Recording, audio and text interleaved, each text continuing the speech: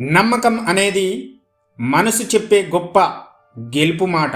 జీవితంలో మనం ఎన్నో మాటలు వింటాం, కానీ మన గుండెలో ఎక్కువ కాలం నిలిచేది ఒకే ఒక్క మాట, నువ్వు చెయ్యగలవు. కానీ ఈ మాటను బయటి వాళ్ళు చెప్పే వరకు ఎందుకు ఎదిరి చూడాలి?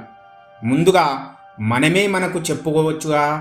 ప్రతి ఒక్కరి జీవితంలో ఒక క్షణం వస్తుంది, అప్పుడు ప్రపంచం మొత్తం మన మీద సందేహం పెడుతుంది.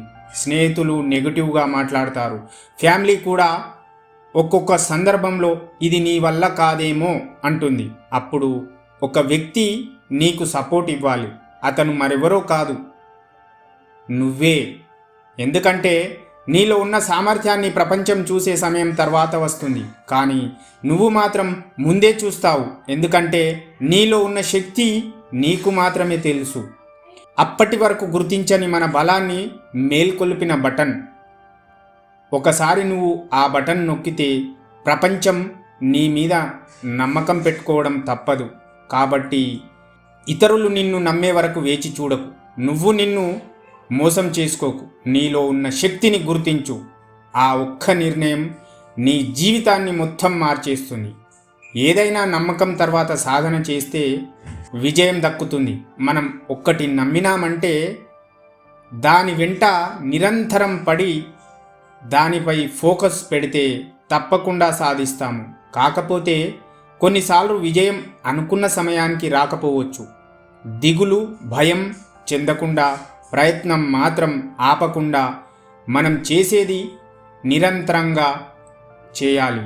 ఫలితం అదే వస్తుంది. అయితే ఒక కప్ప ఎలా ఇబ్బంది పడిందో ఈ చిన్న కథ ద్వారా చూద్దాం.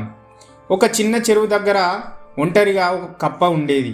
ఒకరోజు నీళ్లలో తన ప్రతిబింబం చూస్తే అది చాలా పెద్దగా కనిపించింది.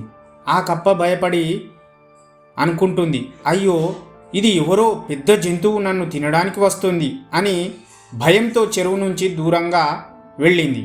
నీళ్లు తాగుదామని ఎటు వెళ్ళినా దాని ప్రతిబింబం దానికే కనిపిస్తుంది. కానీ ఆ కప్పకు తెలియదు ఇది నా ప్రతిబింబమే అని.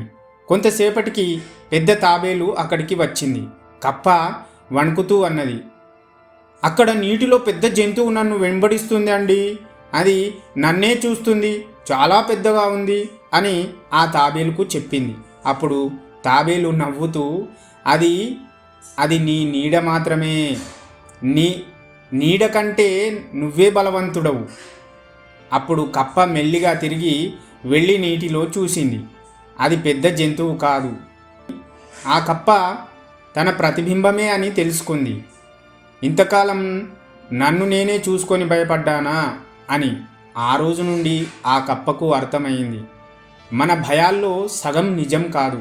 మనం మనలోని బలాన్ని మర్చిపోతేనే ఇది పెద్దగా కనిపిస్తుంది. అయితే దీనిలో నీతి ఏమిటంటే, మనలోని బలం, మనలోని శక్తిని తెలుసుకుంటే తప్పకుండా ముందుకు వెళ్ళగలుగుతాం. ఈ యొక్క స్టోరీ నచ్చినట్లయితే లైక్ చేయండి, షేర్ చేయండి, తప్పకుండా సబ్స్క్రైబ్ చేయండి.